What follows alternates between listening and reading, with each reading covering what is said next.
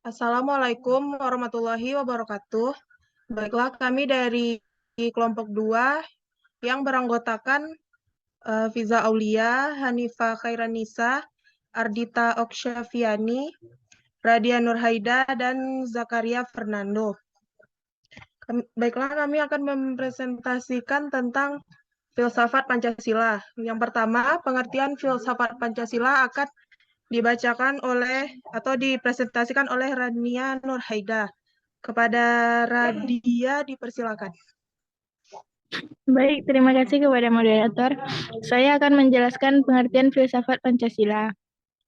Menurut Soekarno, filsafat Pancasila merupakan filsafat asli dari Indonesia yang diambil dari budaya dan tradisi Indonesia dan akulturasi budaya India, Hindu-Buddha, Barat atau Kristen, dan Arab-Islam. Filsafat Pancasila artinya menggunakan nilai-nilai Pancasila sebagai dasar negara dan pandangan hidup bernegara.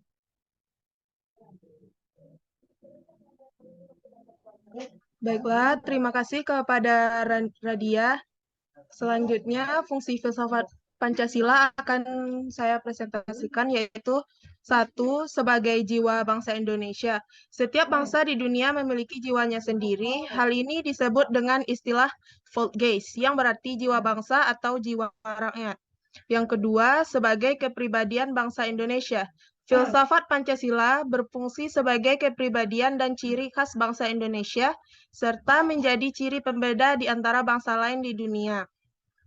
Tiga, sebagai sumber dari semua sumber hukum, Indonesia adalah negara hukum yang menerapkan hukum secara adil berdasarkan peraturan yang berlaku. Dalam hal ini, fungsi filsafat Pancasila merupakan sumber dari seluruh sumber daya hukum di Indonesia. Selanjutnya, sebagai pandangan hidup bangsa Indonesia, filsafat Pancasila juga berfungsi sebagai cara hidup dari Indonesia.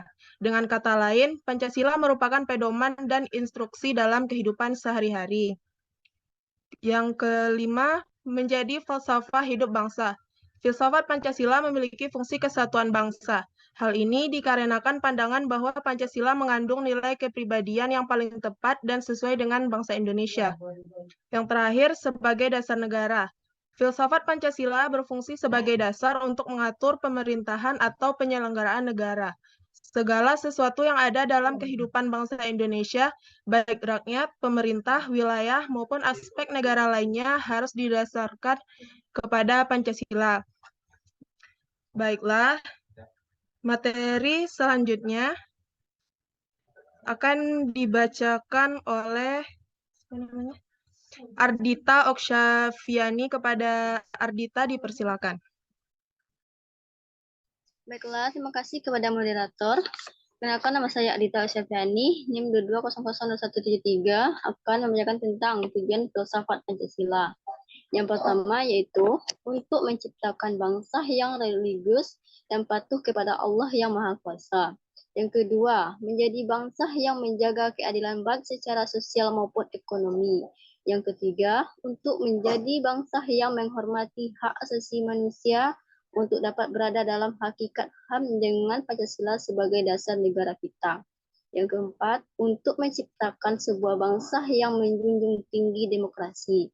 Dan terakhir itu menjadi negara nasionalis dan cinta tanah air Indonesia. Baiklah, hanya itu bisa saya sampaikan. Saya kembalikan kepada moderator. Baiklah, terima kasih kepada Ardita. Selanjutnya, kasus 1 akan dipresentasikan oleh Hanifa Khairanisa. Kepada Hanifa, dipersilakan. Terima kasih moderator. Baiklah, pada kali ini saya akan menganalisis mengenai kasus yang pertama ini. Analisis kasus pada video pertama mengenai aturan pengeras suara di masjid. Aturan ini dibuat agar terciptanya kenyamanan antar umat beragama. Masalah ini dapat kita selesaikan dengan mengamalkan filsafat Pancasila, yaitu pada sila pertama, ketuhanan yang Maha Esa. Jadi dalam sila ini semua masyarakat berbangsa dan bernegara harus mengakui adanya Tuhan yang Maha Esa sebagai pencipta dan tujuan akhir baik dalam hati maupun dalam perilaku sehari-hari. Dan pada sila pertama ini menuntut masing-masing umat beragama dari berkepercayaan untuk hidup rukun dan saling menghormati serta saling toleransi satu sama lain yang harus dimanifestasikan dalam kehidupan sehari-hari. Baiklah, sekian yang dapat saya sampaikan. Saya kembalikan kepada moderator. Baiklah, terima kasih kepada Hanifah. Selanjutnya, kasus 2 yang akan dipresentasikan oleh Zakaria Fernando. Kepada Zakaria dipersilakan. Baiklah, terima kasih kepada moderator telah memberi waktu saya. Saya akan menganalisis kasus kedua, yaitu tentang KKB membunuh warga sipil di Papua.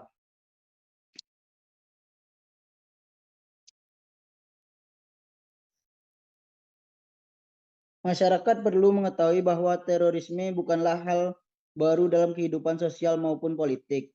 Menurut sejarah, meski istilah teror dan terorisme baru mulai populer abad ke-18, namun fenomena yang ditunjukkan bukanlah baru. Perkembangannya bermula dalam bentuk fanatisme, aliran kepercayaan yang kemudian berubah menjadi pembunuhan, baik yang dilakukan secara perorangan maupun oleh suatu kelompok terhadap penguasa yang dianggap sebagai tiran. Pembunuhan terhadap individu sudah dapat dikatakan sebagai bentuk murni dari terorisme dengan mengacu pada sejarah terorisme modern. Studi ini mengaplikasikan pendekatan sosial politik dalam dua analisis. Analisis pertama mencoba melakukan identifikasi faktor apa yang menyebabkan terjadinya aksi terorisme. Analisis kedua mencoba melakukan identifikasi penerapan nilai-nilai Pancasila dalam menghadapi terorisme. Hasil dari analisis tersebut yaitu faktor yang menyebabkan terjadi aksi terorisme, yaitu pelaku teroris di Indonesia sejatinya tidak mampu memahami dan menerapkan nilai-nilai Pancasila, khususnya nilai ke-1, sila ke-2, dan sila ke-3 secara komprehensif. Mereka cenderung mengagungkan ideologi dengan cara menebar teror. Baiklah, itu yang dapat saya sampaikan. Kembali lagi kepada moderator. Baiklah, terima kasih kepada Zakaria. Itulah hasil presentasi dari kelompok kami. Jika ada salah kata, mohon dimaafkan. Assalamualaikum warahmatullahi wabarakatuh.